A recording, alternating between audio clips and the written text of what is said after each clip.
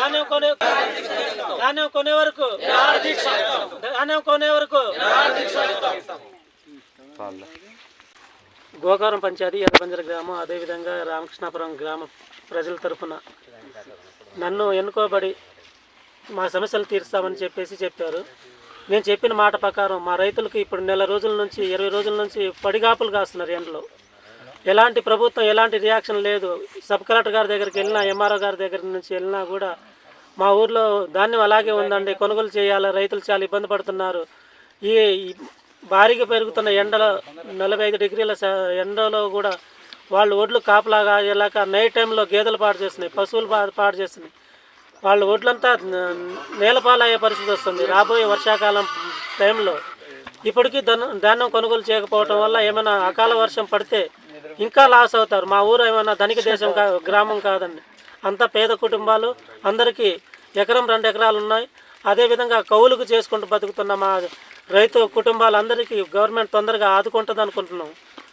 ఏ విధంగా అయితే పచ్చి ఒడ్లకు అమ్ముకోవటానికి కూడా సిద్ధమైన పరిస్థితుల్లో సొసైటీ వాళ్ళు సెంటర్ ఏర్పాటు చేయటం, బ్యాగ్ ఏర్పాటు చేయటం, ఇక్కడ దించడం వల్ల చిన్న ఆశ మళ్ళీ మార్చుకున్నారు. గవర్నమెంట్ నుంచి డబ్బులు ఎక్కువ వస్తాయి, కొద్దిగా దళారులకు అమ్ముకుంటే లాస్ అవుతాం, పొలానికి పెట్టిన పెట్టుబడి కూడా రాదు దళారులకు అమ్ముకోవటం వల్ల. సరే గవర్నమెంట్కి అమ్ముకుంటే ఎంతో అంత కొద్దిగా లాభపడతాం అనే ఉద్దేశంతో గవర్నమెంట్ కోసం నిరీక్షించి ఎదురు చూస్తూ ఇంకా కాలం గడుస్తూనే ఉన్నా 20 రోజులు అవుతున్నా కూడా ఎలాంటి రెస్పాన్స్ లేదండి. ఏవో గారితో మాట్లాడినా మాకు ఎలాంటి గవర్నమెంట్ నుంచి పై అధికారుల నుంచి ఎలాంటి సమాచారం రాలేదని ఆమంటున్నాం. సొసైటీ ఇన్ఛార్జ్లో మాకు కూడా ఎలాంటి సమాచారం లేదండి. కాటాలు వేస్తామని చెప్తున్నారు, కానీ ఎప్పుడు ఏంటనేది కూడా ఒక నిర్దిష్టమైన మార్గం డేట్ కూడా చెప్పట్లేదు, కాటా ఏర్పాటు కూడా చేయట్లేదండి. దానివల్ల ఈ ఎండకి రైతులు అక్కడ ఒడ్ల కాడ కాపలాలు కాసి ఎదురు చూస్తూ వాళ్ళు ఈ ఎండకి కొంతమందికి ఆరోగ్య క్షీణించే పరిస్థితి కూడా వచ్చిందండి. వాళ్ళకున్న అప్పులకి, పెట్టిన పెట్టుబడులకి,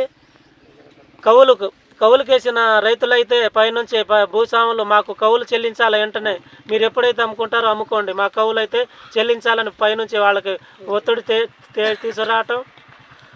పెట్టుబడి పెట్టిన షాప్ వాళ్ళు కూడా మా ఒడ్లు మాకు డబ్బులు మాకు చెల్లించండి, ఇంకా వడ్డీ పెరుగుతుంది, మా డబ్బులు మాకు వెంటనే చెల్లించాలని వాళ్ళు కూడా ప్రెజర్ తీసుకురావటం. ఇవన్నీ దృష్టిలో ఉంచుకొని రైతులు, మా ఊరు రైతులైతే చాలా ఇబ్బంది పడుతున్నారు. వాళ్ళు ఇబ్బందిని దృష్టిలో ఉంచుకొని నేను ఇవాళ నుంచి మా ఊరు ఒడ్లు కొనుగోలు చేసేదాకా ఈ నిరాహార దీక్షల్లో కూర్చున్నామని ఈ నిర్ణయానికి గవర్నమెంట్ అధికారులు తొందరగా స్పందించి మా ఊరు ధాన్యాన్ని త్వరగా కొనుగోలు చేస్తారని కోరుకుంటూ సెలవు తీసుకుంటాం.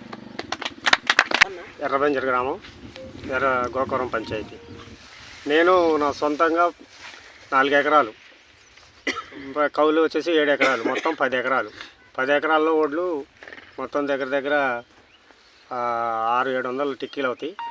అయినా సరే వాటిని కొనుగోలు చేసే పరిస్థితి లేదు. కొంటామని చెప్పట్లేదు, కొనమని చెప్పట్లేదు, ఏమీ చెప్పకుండా కొంటాం అంటున్నారు. కొనమన్నా ఏదో రకంగా అమ్ముకుంటారు రైతులు. ఇప్పుడు వాతావరణం కూడా మారిపోతుంది, రోజుకి వానలు వచ్చే పరిస్థితి, అయినా ఏ స్పందన లేదు, కొనట్లేదు. కాబట్టి తొందరగా అధికారులు కానీ మన గవర్నమెంట్ కానీ పట్టించుకొని రైతుల యొక్క ఒడ్లను కొనుగోలు చేయాలని కోరుకుంటున్నాం. అది గోకవరం పంచాయతీ ఎర్రబంజర గ్రామం. ఇక్కడ ధాన్యం దగ్గర 30 నుంచి 40 లోడ్ల వరకు ఆరబెట్టుకొని రైతులు రెడీగా ఉన్నారు. కానీ అధికారులు కానీ ఎవరు కూడా ప్రభుత్వం ఎటువంటి స్పందన లేదు. మరి వర్షాకాలం వర్షాలు పడేటట్టున్నాయి, మరి భయంకరంగా పరిస్థితులు ఉన్నాయి. కాబట్టి రైతులందరూ కూడా ప్రాణాన్ని గుప్పిట్లో పెట్టుకొని ఎదురు చూస్తూ ఉన్నారు. మరి సొసైటీ వాళ్ళు ఫస్ట్ ఆఫ్ ఆల్ చేసిన మిస్టేక్ ఏంటంటే, సొసైటీ వాళ్ళు ఇక్కడ రిబ్బన్ కటింగ్లు చేయటం. మరి ఆ రిబ్బన్ కటింగ్లు చేసి అప్పటి వరకు పచ్చొడ్లు అమ్ముకుంటూ ఉంటున్నటువంటి రైతులు కూడా ఇంకేముంది సొసైటీ వచ్చింది, మరి ఈ సొసైటీలో మన ఒడ్లు అమ్ముడుపోతాయి కాబట్టి ఈ మన పచ్చొడ్లు అమ్ముకోవద్దు, ఆరబెట్టుకుందాని ఆలోచనతో ప్రతి ఒక్కళ్ళు కూడా ఆరబెట్టుకోవడం జరిగింది. మరి ఆరబెట్టుకున్నా కూడా ఇప్పటివరకు కూడా మాకు ఎటువంటి సమాధానం కూడా దొరకట్లే. మా సీఈఓని కానీ లేకపోతే మా సొసైటీ వాళ్ళని ఎవరిని సంప్రదించినా కూడా మాకు ఎటువంటి స్పందన అయితే లేదు. ఎప్పటికీ కూడా ఎవరిని అడిగినా కూడా మాకు పైనుంచి సమాచారం లేదు. ఇదే మాట, ఎవరిని అడిగినా మాకు పైనుంచి సమాచారం, ఆ పైన ఎవరు అనేది కూడా మాకు తెలియదు. కాబట్టి మాకు తెలిసిన వాళ్ళు ఎవరంటే మాకు సొసైటీ వాళ్ళు. కాబట్టి మేమైతే వాళ్ళని అడగడం జరుగుతుంది, ప్రశ్నించడం జరుగుతుంది. వాళ్ళ నుంచి అయితే మాకు ఎటువంటి స్పందన లేదు.